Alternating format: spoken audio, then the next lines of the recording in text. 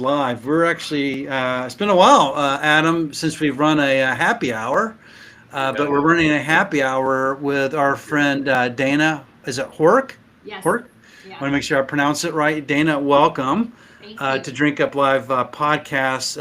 I do need to call out a couple sponsors before we get started. So, thank you, Bev Assets, for the sponsorship. That's my company and Alicia Vargo's company, as well as Adam Smith. Is it Alias Advising? Is actually a promotion. And we always call it our friends at Freebird. As long as I have water, I'll be calling out Freebird here. So, Jay Williams, you show up on everybody's feed on LinkedIn, and somehow you've become an official sponsor of the podcast. But welcome, Dana. It's been a few weeks since we spoke, and we get to have beers with friends today. Exactly. Uh, I think this is an aptly named show and aptly named for Beers with Friends to come on. Yeah, it's just funny. It's funny. Before we got started, everyone, we I said beer with friends, and Dana corrected me. But again, it's that Harvard education. She probably didn't want me to tell you that because I went to Bowling Green and had to beg my way in, so I had to throw it out there. I'm sorry, but you're a marketing agency. Yeah, so we're a creative agency, but I Okay. have a marketing background. I come from the brand side. I'm a longtime brand side marketer from places like Jet.com, Walmart, and Wonder, and yes, now have started a creative agency. Oh wow. So I guess we'll get into it, and certainly want to hear your story. So how in the heck did you come up with the name Beers with Friends? Well, the most important part is that it's better. It's better with more than one. So that's how the S got there, instead of just beer with friends. So we'll get to the punchline. We'll start with the punchline, I Oh wow. suppose. But no, beers with friends is born from a few things. One, it's born from my experience, brand side, where no matter the stage of company I was at, or the size of the team, or the amount of funding, I think ambitious brand builders always feel constrained by their resources. Any entrepreneur, in fact, does. And when you're building a brand, you're effectively a brand entrepreneur. And, the agency model is designed to give marketers that extra capacity to tap into. But unfortunately, the way the model is set up is that the agency of record model is really what everyone in the industry is driving for: longer, bigger, slower, larger engagements. But the pace of modern marketing organizations has rapidly increased. And marketers want agility, they want flexibility, they want outside thinking and the best and correct and right brains, not just whomever's available. And so, I saw a real opportunity to create an innovative agency model that focused on being fast, being focused. We work on one client at a time, and really bringing extra firepower to marketers. So that was one piece of how Beers with Friends was created, and based on my experience brand side. And then the other piece of it is my co-founder James Wood is a longtime talented agency side creative leader. We had actually worked together before. We were agency client partners at Walmart and Publicis, and we did a lot of great work together, and we got together and sort of started pulling the threads of, why was this that way, and why did that project go the way that it did, and realized we had a shared vision around building a new type of agency model, that had kind of this brand marketer ethos at the core. So those were two catalysts for Beers with Friends. So I'm gonna send us right down the rabbit hole because I'm already fascinated. I've been playing around on the website for the last 20 minutes. Uh, uh, First time I've ever seen a services website. I was gonna say marketing, but just a services website of any kind that's so um, like when I go to shop, or I've forgotten where I click now, but it was, select your industry, select your project size, select your, like, how has that been received? Because as I'm clicking it, I'm like, this is super cool, but holy shit, I'm a little turned around. Like, this is just such a novel experience, right? Yeah, look, I think one of the biggest reasons that brands come to us is because they're looking for fresh thinking and an out of the box perspective. You know, Sure. if they had all the answers in house, they would tap their in-house team, right? But it's impossible to have all that perspective, and sometimes you just want to get out of your own way. And so James and I said very early in our agency that the things that we needed to do, you know, have a website and our email signature and how we set up our legal docs, we wanted to do it in a way that projected the type of experience you would have working with us. And so a lot of this, and this comes back to beverages actually, we named it Beers with Friends, but the number one thing we hear from clients and prospects is that this is a refreshing experience.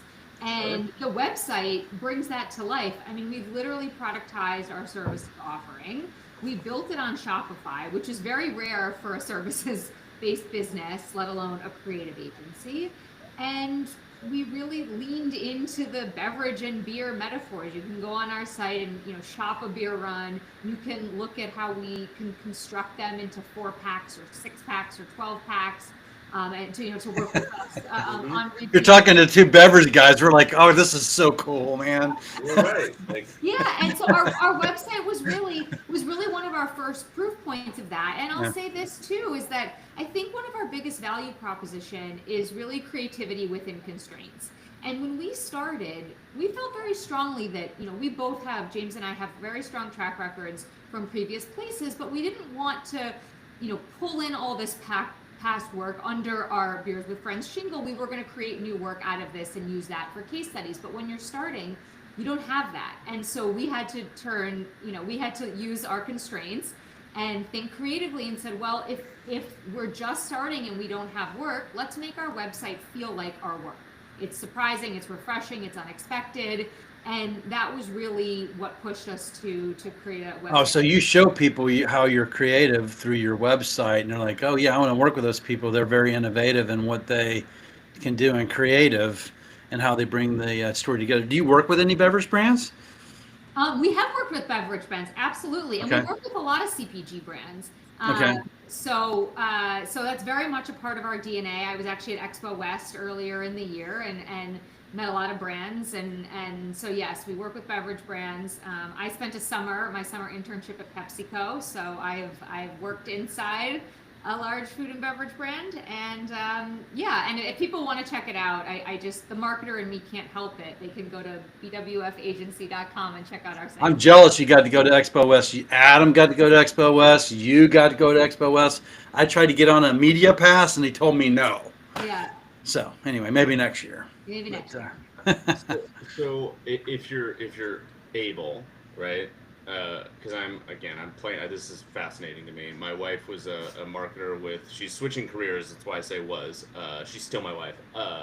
She was a marketer with folks like Wells Fargo and 3M, and you know, to your point, creativity within constraint, right?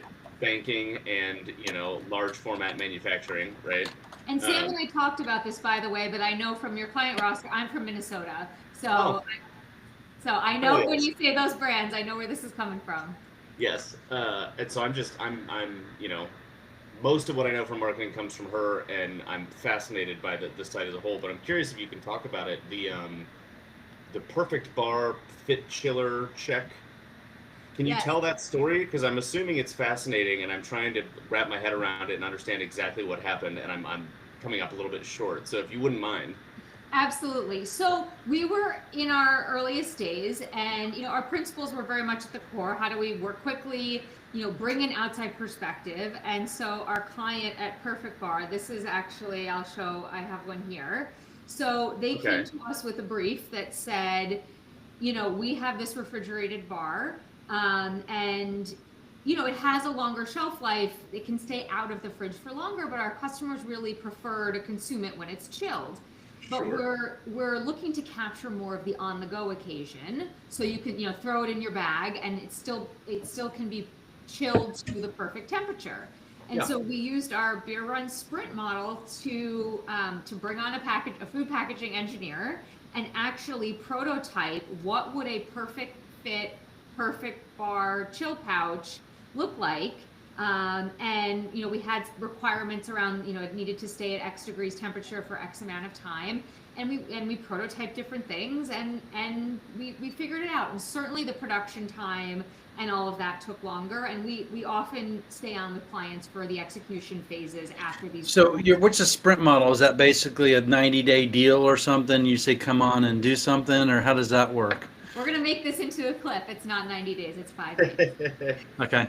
So this end to end obviously took longer to manufacture, but the ideation piece of our sprints, we pushed ourselves to say what would be really refreshing. And we said, can we do this in 5 days? And we went out and studied a lot of the best in class sprint examples, from Google Ventures to Saturday Night Live, which is a sprint that needs to put out a show at 11:35 every Saturday. And we said, okay, let's borrow the ingredients from these places, reconstruct them into what makes sense for brand building and creative outputs, and build a sprint model that is designed to tackle all different kinds of challenges, but has the same sort of principles and ingredients. I mean, what is this? I have to ask, someone's thinking out there, okay, what does a 5-day engagement cost with you to do a sprint model? They can come to bwfagency.com, get in touch, give us a brief, and we will let them know. There you go. This. Adam and I were just talking about this about our businesses, right? So we both consult, right? We're not marketers. We help find customers and distribution. We have national feet on the street, but we're like, how do we get people to come play with us, right? And there's an opportunity. Maybe we should be doing 5-day sprints. Look, you can. I mean, I think it comes down to what your superpowers are, and what the world needs, and how those things come together. And by the way, not every project and deliverable is best served by a 5-day sprint. I mean, we actually were talking with someone today about this, where they asked us about packaging design. Yeah. We said, look, which is obviously big for beverage brands, and we said, look, I'm not sure yet that doing that through a sprint model is in service of what's best for the client. Maybe getting an AOR, hammering them for 9 months and tweaking everything. I think it's great for what's possible. We want to do something out of the box, like what could we do?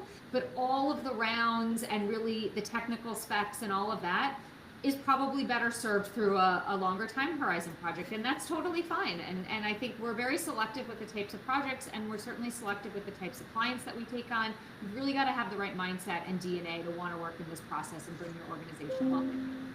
So I gotta call out some things. I'm clicking through the shop all beer runs, right, as we're talking, and my favorites thus far.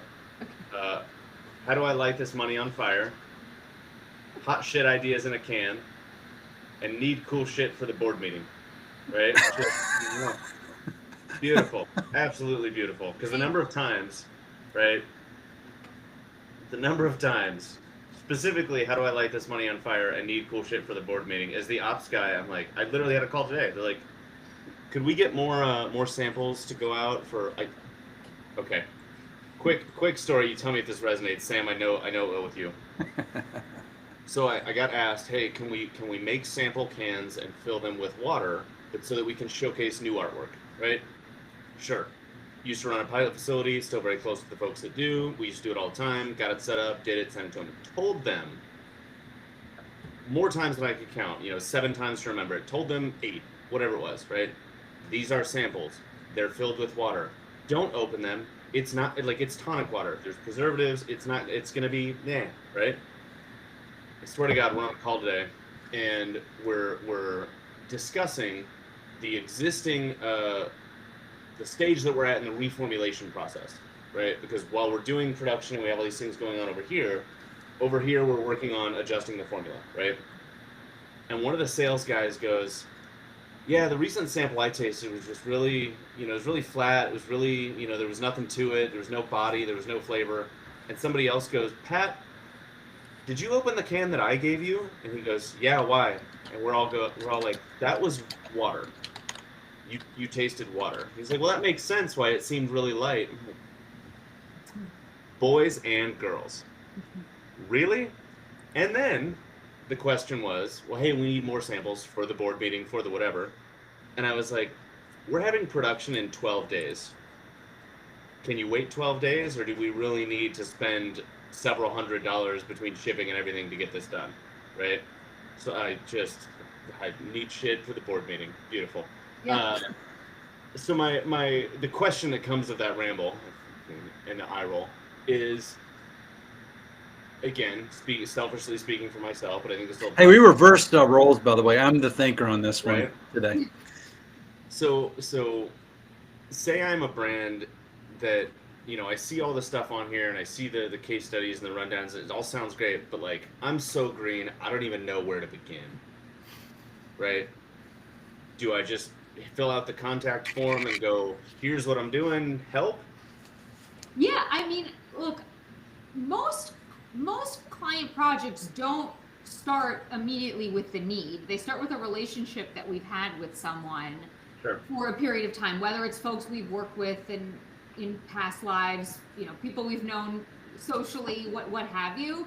So you don't need a burning need to reach out and say, these people seem interesting, we should grab a virtual beer and explore ways to support one another, whether it's now or down the road. So that would be my first answer, which is you don't need a burning emergency to reach out. We want to be there, so when you need to bat phone someone, you know to call us. And by the way, we bought a phone number, 640 Beer Run, so that we could say we're your agency on call. Literally, you can call us. It's 640 Beer Run is your number. Yes. That's amazing. Yes. That's amazing. Well, you know the song Beer Run, right? There's a bar. I know a lot of things Beer Run. There's a bar in New York City called Beer Run. Okay. Yes. Yeah, yeah. BWRU. I'm going to be going to the Sprint to see if she can rework our website. Right. Yeah. How So do you do that? that's the first thing. But yes, look, I would say you don't need a hot burning mess to reach out. Feel free to reach out just to say hi. Two, I would say what is different about our model is that when there's an active project to pursue, people, it requires clients meeting us halfway. So they're able to write a good brief and say, this is, who we want to get to do what, why they aren't doing it now. Like they've thought it through. We're not figuring out what we're doing while we're engaged. We figure it out before, and then we turn us on and we go and we sprint and we're all clear on the deliverable before we get into it. So there's no surprises. So let me kind of ask some questions about so how did maybe you answered this earlier, but I guess was this like, hey, I'm just gonna open up beers with friends. How's the journey been? Like, what's been the good, the bad, the ugly, the great? Like, kind of walk us through that. I mean, so there's lots of great pieces. So one, I've been entrepreneurial my entire life. So starting anything, whether it's an initiative within a large corporation or your own business, like that is not new to me, and I enjoy that energy and that challenge. So I think that was expected and a great part of this. I think the second piece is that James and I had worked together before. We had done some great work together. We're both really proud of it, and we had a foundation that was key to building Beers with Friends, and so I think that's been great.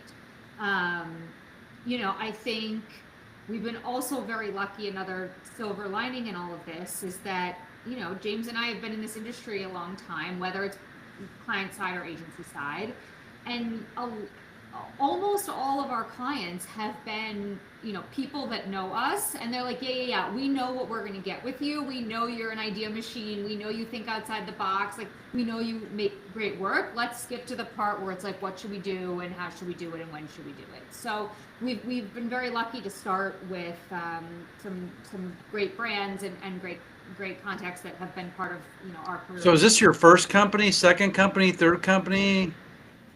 Oh, I have to do the math. No, I've been an entrepreneur before. I mean, just to give one example, actually, in college, if you can remember back in the day when people used physical money, I can, of course. I'm the oldest person on this call. So. But you remember bills and coins, I'm assuming. Yeah. I'm a white space spotter. So when I was a college student, I noticed everybody in their dorm rooms had loose change piling up, and when you're moving out at the end of the year, nobody knows what to do with it. So I started a 501c3 called Change for Change that was about helping college students pool all that money together, building process and infrastructure around learning about local causes, choosing something local to give it to. and helping people get rid of their change, and really, bring to life the value that, even small change can make a big difference. So, that was something that I did in college. In elementary school, I had, we had a business day as part of the curriculum, and my friends and I created a birthday calendar. So if we had just thought about Facebook, who would have known? But we sold birthday calendars so that everyone in the grade knew what day everybody else in the grade's birthday was as part of our business project. So Are your parents entrepreneurs, by the way? Yes, my parents are, my grandparents are. Yeah, I've read that. I've read in literature or whatever that usually if you come from that type of environment, I'm in you end up being in that type of environment. You're a product of your parents and grandparents, right? Yes, no, I mean, my grandparents were entrepreneurs, great grandparents. Like we have the DNA. My cousin, Kobe Wagenfeld, shout out to him. He's an entrepreneur, and has a great business. So we're all just building stuff. Yeah, because we're all programmed to think the 15th and 30th is a guarantee for employment, or safety, right? It's a safety. The reality is there's a better safety net being an entrepreneur if you're willing to put the time and effort in, because it's not for the faint of heart. I'm assuming like you've had tough times. If you can share like what's been your toughest time on your journey, like what have you run into? Maybe it hasn't been, but has there been times where you're like, man, I just need to hang it up and not keep on going? No, I don't think it's ever gotten to that point. I mean, I think with any entrepreneur, you are creating your own momentum. So you have to restart your own engines, right? If you ever have one of those moments. So if anything gets hard, not pushing through it, there's no one to blame but us, right? And getting back up and saying, okay, we're going to try this again, or try this a different way. But I view everything as a learning, and I think our earliest clients, even today, have benefited from it. I think they see our vision, they want to be a part of it. They're giving us feedback as we go, and we're taking it all. And so I think we attract entrepreneurial clients and folks with an entrepreneurial mindset because of that. So it's interesting. We always ask a question, and you've kind of already answered it, but we always ask, what's the difference between success and failure? And I believe you answered that question, right? Or no? What did I say? I don't know. Did I? Tell me what I said. That was so great. Well, you said you push through, right? You don't hang up the cleats, you keep on going, right? And then your clients actually appreciate that because you've had that experience as an entrepreneur. So you attract entrepreneurs into your business because of that. But I always do ask, what is the difference between success and failure? Yeah, I mean, I probably would actually answer that. I actually think if we want to, get a little heady about this, I think failure is subjective, not objective, and I actually think that the idea that quitting is failure is something that isn't always true. So in the case of this business, right? Like we may try things and it may not work, and we may say that didn't work. It wasn't failure, and it's not quitting. It's learning, right, and progress. Similarly, I've had things in my life where I've held on to this extracurricular activity, or I've committed to something longer than I should have, and actually saying no and stopping is success and victory, and saying this doesn't serve me, or this isn't right for right now. Actually, Change for Change is an example of that. I did that for a long time and thought about rebooting it and reimagining it, and I said, you know what, I want to focus on other priorities. This just isn't a priority for me right now, and I put it to the side. And I never view it as failure, and I never view it as quitting. I view it as it served me for what it was, and I'm so proud of what we did, and that was great for that time. So I'm going to answer your question with yes and. Yeah. Well, it's funny because that probably puts you on the path where you're now, because someone told me it's often not where you don't end where you begin, right? So it's just your learning has put you on different paths, and that's my experience. And as long as I've been on the planet here, that everything I've done before I've gotten here today has actually been a learning to get me where I'm at today. I feel similarly. clearly. And, I don't feel like I quit client side and to go to the agency side. It all just feels like moving forward and building experiences and finding, where I can have the greatest impact and support this world and the people in it in the best ways right now. And that may be different in 10 years than it is now, but I'm having a great time doing what I'm doing right now. That is awesome. And so, what has been the key, what is like the key learnings you've gotten, like you share with your clients? So they come in on the sprint. Like, how does that work? Do you have like an intake situation? They come in, they talk to you, and then I'm going to back it up with another question, but I'll re-ask it. But is once they come in the sprint, do they stay with you? Do you convert them to like a longer term agreement with you, or how does that work? Yeah, so a couple things. I think we're very open with prospective clients about, what types of clients make for great clients and what types of clients get the most value out of our process. So, like I said, clients with an entrepreneurial mindset, clients who are clear on what they want to get to, clients who value focus. I think that's one of the scarcest resources we have in this day and age, is the ability to focus. And clients that value focus and find a lot of value in our model. I think clients that realize that they don't know all the answers and are looking for fresh perspective, like those clients get a lot of value out of our model.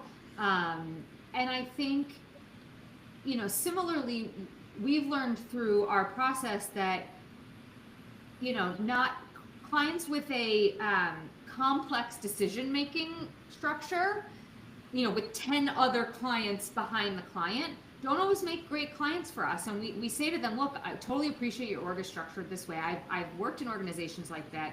Either invite everybody to the party, have them come. That's what we designed this for. They're coming and looking at the Post-it notes, whether you're the most junior person on the team or you're the CEO of the business. We've had clients, we are gathered around a whiteboard, everybody from the CEO on down, and we're all just workshopping it. Those are the best engagements. And if clients want to stage it and, go run it back and get feedback and come back, we just have to have longer engagements. So that's just a little bit about the types of conversations we have with prospects and what makes for a great client. And then for recurring engagements, so you've hit the nail on the head, which is, the marketer brain in me is like, okay, well, building a business of one and done customers doesn't make, for a lot of longevity or predictability. How might we get around that? And what we actually discovered was clients were converting from their first beer run into future beer runs. So they might have a recurring need, which is like, wow, we have seasonality in our product. We'd like to bring you on every quarter to come up with the campaign for this product evolution that we have every quarter. Or, hey, we're marching to launch and we have a sequential need to build our brand over several beer runs. Maybe it's our brand identity, and maybe it's our communication strategy. Maybe it's the identity for our chatbot. Maybe then it's the visual identity for the chatbot, right? Whatever it is. So we've actually found that first-time beer run clients convert into our 4-packs, 6-packs, 12-packs, and they get benefits from doing that. We're a first-come, first-served agency, so we have 52 tables a year. And if we're booked, we're booked. But our PAC clients can book us in advance and schedule their dates in advance. And people are finding that predictability is helpful. I just feel like Bev Assets should be using all this language in our agreements, but I'm sure you've trademarked it all. Whatever. I need to get like agreements that I can use it. But we do like a 90-day deal, and it's like 30 to 90 days. Like, hey, look, this could take 30 days. It could take 90 days. Let's align on the scope of work that we're going to do. But what's really interesting, with my partner, 90% of them have been with my partner for 3 years or longer. Yep. Because they just tend to stick around. And then we move them to the next phase, which you have the feet on the street, right? Same thing. And they're like, okay, now that you've gotten distribution, now you have customers, meet Adam, he's going to help you with packaging or whatever. But we always give them something of value along the way and to keep them with us, right? And we always tell everybody, we want to grow with you, but like we just did a person today, we're going to open up Tampa with them. Like, look, we're going to waive our state fee. We're going to make it so incredibly easy. Let's just get you going in Tampa. And if Tampa goes, then when Missouri opens back up after the season, when the season comes back next spring, we'll go Tampa, to Missouri. Yep. And it seems to work that way in terms of timing. Well, I think we share that point of view and philosophy in that we try not to scope projects until we know what they are, right? So trying to get the math right and scope and engagement, Yeah. Including, let's go, we're going to scope you to execute this thing, but we don't even know what the thing is yet. It doesn't make a lot of sense. It's a guessing game to figure out who got the math right. And so we're confident people love working with us, and then we'll scope the next engagement when we know what it is. Yeah, that's interesting. All right, thinker. Well, I'm gonna go back to the Perfect Bar story, but really, I mean, this can apply to anything you've done. I'm curious when it comes to the you do the 5-day sprint, you come up with the idea, you come up with the idea, you put some meat on the bone, if you will, of the idea, right? I guess to put it bluntly, like, did you know a food scientist prior to working on that project? How long did it take you to, like, because it's got to be like, I'll give you an example, right? Or maybe play out the question a little bit further. Like, to hear you say, hey, we did a 5-day sprint and came up with this idea, cool. I would have expected that based on just thinking, marketing, ideation, creative solutions, great. The fact that you said, like, we stuck around to see it through kind of surprised me. And so I guess my question is, for whether it's that example or whatever one you want to use, like, what does sticking around to see it through look like? Because I'm hearing, like, we brought on the ops people, we brought on the scientists, we brought on the, you know what I mean? Yeah, I mean, so I think the pouch case study is not necessarily, like, we're not an industrial design firm. And so, that was one where we did actually know someone who was a food packaging engineer, and it worked out perfectly. And I think that was a case where, we had a vested interest in making sure it came to life the correct way. We were learning, we were early, etc. I think the way we've evolved the offering since then is to say, clients come to us with a lot of different execution needs. Sometimes they come and say, we know we're going to need your help end to end. We don't have the resources, and we're raising our hands for that now. And a lot of times what we find is our clients are coming with great execution partners already. They've got either an internal team that can take a lot of stuff, they've got other vendors and partners, and they just want the big idea, and they want that big thinking, and then they'll see it through, and everything in between. So honestly, I think people are coming for the big thinking, and then we just have a conversation with clients to figure out, what do you need? We don't like spending any time on things they don't need. So and we love figuring out how to best help them, when there's a gap. Yeah, it reminds me of, and I ask, and maybe this will, I don't know, maybe this will just be fodder for other points to make, but it reminds me of, Sam, who were we talking to? It was a gentleman who said he had gotten, it was an e-commerce conversation, and he'd gotten, he was doing some work with a brand, and they were working on their conversion online, and they put a question at the end of the purchase, right? So you've checked out, and they put a question, say, hey, if you have a second, we would love to understand what made you almost not buy, right? And the overwhelming, I think he said they got 600 responses, and 540 of them were the video on the original page was too long, right? And so they went back to the brand and said, okay, well, this was the feedback we got. And the brand said, well, we can't shorten it, because every time we've ever tried to shorten it, our conversion rates plummet, our sales plummet. Like, okay. And so the solution there was, well, do you have the tool on the little video bar to watch it at a faster speed, right? At a faster, rate? Can you do 1.25, 1.5, 2 times, right? And they said no. They put that on the site, and I think they said conversions jumped like 12% overnight or something, right? And so again, just that, like, creativity within constraint, and that's where, because as the ops guy, right, what I always get is marketing had this great idea, and I get to be the bearer of bad news, coming in and going, well, not quite. We can do it. We can't do it tonight, right? But it can be done. You know what I mean? Yeah. and I think, look, I think that's why we always encourage people, like, let's meet, meet whenever, even before there's a need.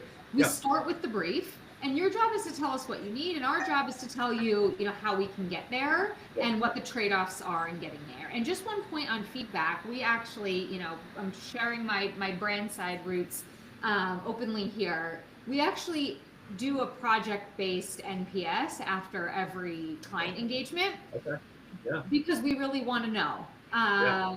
And we just came off a beer run last week, and we got tens across the board. I kid you not. And the quotes were things like, "I'm blown away by the creativity in a hurry, so actionable and ownable and thorough. Wow." Or, "The perfect combination of strategic and creative strength with outstanding service and execution is gravy." And the last one was, "Running an emerging brand with a lean team that is moving mountains means that efficiency and excellence are paramount. However, having both at the same time is typically a challenge. Working with Beers with Friends gave us both to the max." So, like, those are real live quotes from last week. And so Do you put those quotes on your website? Do you quote we're those? going to, yeah, we have a lot from our these haven't gone up yet. We were just looking at them today, but you've got to measure what matters. And look, the funnel between delivering great work as a creative agency and having it in the world, and then business results, like, that can take months, right? It can take months, but we can measure right now how impactful our work was to a brand who's now taking it and running with it. And so we should measure that in addition to the business impact and all the longer term stuff. So that brings a question to mind, and it's funny. I have not heard anyone say the word NPS since my days at Best Buy. So thank you for bringing up those memories. What does NPS stand for, please, for us rookies here? Net Promoter Score. National Promoter Score. Net Promoter Score. Oh, Net Promoter. So you're scoring yourself, your clients. Give me a score between 1 and 10. Yeah. So the question is, how likely are you to recommend us to, a friend or family or colleague, depending what business you're in? And the theory is that it's the best measure of how of advocacy around your product or your experience. Wow. Yeah. So if you're willing to tell other people about it, it's got to be great, because that's how a business grows, right? That's how you have virality and word of mouth, is if people actually want to talk about you to others. And so you just measure it with a simple question. Normally, most businesses do it on if you're an e-com business, they'll do it at a particular cadence. Yeah. But in our case, because we're project-based, we just adapted it to a yeah. So we do a beer run, right? A sprint. Yep. And engagement. Hey, can you give me an NPR national? What do you call it? Net Promoter Score. Net Promoter. I would like to get a Net Promoter Score. And by the way, how are you going? Would you recommend me to 10 of your friends or businesses? Yeah. Well, right? you how about this? You can NPS me after this recording is done and say, how likely would you recommend someone come on this show? And I can give you a score, and I'll say, and then you ask a follow-up question. Say, we're going to do that. That you'd love to, that you'd recommend it. And I'd say they asked great questions. They were thoughtful. They, they were open about when they didn't know things, what have you. Honest. Thank you. I'm getting real life feedback right here, right now. Yep. So this is good. Well, and I promise there's a question that comes at the end of this, but I've found the longer I've been in this industry and the longer I've just been, working, period, there's always this, or it seemed anyway, I guess, in the early days of me getting into, commercial manufacturing, let's call it, there's always this old adage, like, oh, sales and ops are going to be at odds with one another. Marketing and ops are going to be at odds with one another, right? Because again, I've got to be the guy that comes in and delivers bad news. And what I've realized over time is, and shout out to like my buddy Dylan Jones or Adam Callanan from Pentane, or any number of brilliant marketing people that I've had the luxury of meeting with a good fortune.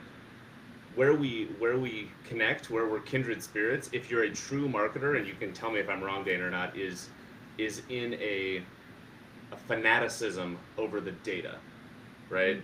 Over the information, over tracking and logging and figuring out what worked and what didn't. Because I spent a lot of time around marketers who were just very ethereal and there's nothing wrong with being creative, absolutely the creatives have their place in it, but if you're going to actually get something done, we have to define things, right? And so the question that comes to that to you is when you talk to, whatever the brand is, big, small, whatever the product type is, because I've experienced it, I've gotten pushback on, and not in an aggressive way, but just in almost a trepidation of defining things or in tracking things. And so how do you navigate that? Is it a very like, hey, if we can't define what the problem is, we can't help? Is it, hey, we can help you define the problem, but you've got to let us? How do you navigate that conversation? Well, we've developed our own brief template. We call Sure. it the party starter. And one of the key questions is, what does success look like? What's the KPI? Sure. And we have a second question where we force people to rank order a bunch of preset answers, because if you just have an open-ended question, you'll say, I want to sell more widgets, and I want people to love our brand, and I want to gain resonance with consumer segment X, Y, and Z. And so then we ask a second question where we've prefabricated choices that they have to prioritize. Sure. Things like hitting my KPI, getting my brand right, breaking through, not pissing off my team. I don't think that's in there, but Yeah. and so we have a pretty clear sense of what success looks like before we kick off a project. So Yep. I feel like we've solved for it in that way. No, I love that, and I'll shut up and let Sam talk for a second. But literally, I was going through this with a brand that Sam and I know together, and they're good folks, right? I won't name names for the sake of this being taken incorrectly, but they're good folks. They have a wonderful business. I would support them and promote them to anybody. But that's part of the conversation we've had is, I've asked the question of, well, okay, we've said that these 4 things are what we want to work on. How would you prioritize them? Well, they're all a priority. If that's the answer, then none of them are priorities. So you have to rank order them. I'm not saying we can't address them all, but we have to start somewhere, right? Yeah, no, and actually James and I have had a lot of conversations about this, because as a marketer, as someone with a marketer brain and a longtime client, it's easy to want to do all the things. Mm-hmm. And choice and doing something and not doing something else is exactly what drives tension and creativity, and that's really hard to buy into, because from a business perspective you want to sell to everyone, but creatively you've got to stand for something and not stand for something else and find something with tension. And that is often around that conversation is often at the core of a lot of our client projects. If you try to do everything well, you probably won't do anything well. And so you've really got to figure out where you want to lean in. And that's, great marketers know where to place their bets. Interesting. Well, so last couple minutes here, we can stay on a little longer because I want to make sure that you conveyed everybody, a little bit about your business, but and we'll do this now actually. So what would you want to share with everybody here? What are the 3 or 4 things you want people to take away from our conversation today about Beers with Friends? Yeah, I think for the segments of folks that are listening within your audience, that finding a way to break through and stand out in a crowded shelf or a crowded aisle or a crowded e-commerce page requires doing things differently, and that requires thinking differently, and might also require different types of teams, partners, and ways of working. And anybody that's building something is probably thinking about that from the point of view of their product, and how are we different, what's our value proposition, but they might not be thinking about how to make decisions globally within their business to do that differently. And so brands that hire folks like us realize that the traditional way of working or the traditional types of resources might not serve them in their goals. And so I would just encourage folks, whether it's us or other independent agencies or other independent partners, even outside of marketing, push yourself to think differently, to listen to people who have a point of view, and try different things and see what works for you. But if you've got a vision on your product, pull that out to the rest of your team and find innovative ways to work. I love that you ended up if you have a vision for your product. Because I always tell people, I call it destination, but your destination will inform your mission, because your mission's what you're going to develop in order to get there, right? And then you develop your what's and how's, and from that you have your objectives, goals, strategies, measures. So it's, it doesn't have to be difficult to build the roadmap, but if you don't know where you're going, you're never going to get there at the end of the day. So I love that. Absolutely. And I would add to that too, that I think business strategy and brand strategy are two different things. Yeah. And they're related. Yeah. You may your business strategy may change. You may change your distribution. You may change your pricing. You may change your positioning in the market. But sort of your whys and why you exist and why you get up every day and the values that you want to make transparent to the outside world, those should be consistent across those business ups and downs. Yeah, that's amazing. So how do people find you? Yes. They can find me on LinkedIn, Dana Hork. They can find Beers with Friends at bwfagency.com. Okay. And as a matter of fact, it's fun. You can't forget Beers with Friends. No one can at the end of the day. And it's been a great discussion today. Adam, any final thoughts for you? Yeah, I mean, I think two things, and this is one of them I've said on a recent podcast that we were doing, but the quote that a couple quotes that always come to mind when we're talking about stuff like this is forget who I was listening to, some celebrity, but they said, Sam, to your point on figuring out, kind of the end goal and working backwards from there is you hear people say, right, probably when I was living in Vegas, like, oh, I'm going to be famous someday. Well, someday is not a day on the calendar, right? Like August 17th of 2040 is a day on the calendar that you can work backwards from. But if you just, if your target is someday, good luck, right? And the other one that comes to mind with everything Dana's saying is, I'm going to show my colors here. Ozzy Osbourne obviously recently passed, right? Rest in peace, Ozzy. His guitarist, one of his guitarists, Zakk Wylde, was doing an interview, and they said, how did you come up with your sound? Like the sound that you're known for as you played with Ozzy, right? Because you got if you know his music at all, it's a very distinct sound as compared to some of the other guitarists that were with him. And he said, well, I just sat down and went through what everybody else who had worked with him up to that point had done, and went, well, I can't do that because he did it, and I can't do that because he did it, and I can't do that because he did it. And so I got to the point where I could only use a certain musical scale, and I had to get creative within that scale. So again, creativity within constraint, and now he's like, that sound is one of the most recognizable. I mean, I could hear that scale, that tone, that music coming out of any bar, restaurant, speaker. I mean, it doesn't matter where I'm at. I'm like, that's Zakk Wylde. I know exactly who it is because of the constraint that he put on himself and the creativity that he came up with in it. So I love the point you made on that, Dana. Yeah, well, thank you, Dana. Thank you, Adam. And Dana, I'll just give you one more time. Any final closing thoughts from you about Beers with Friends? We should have them. We should.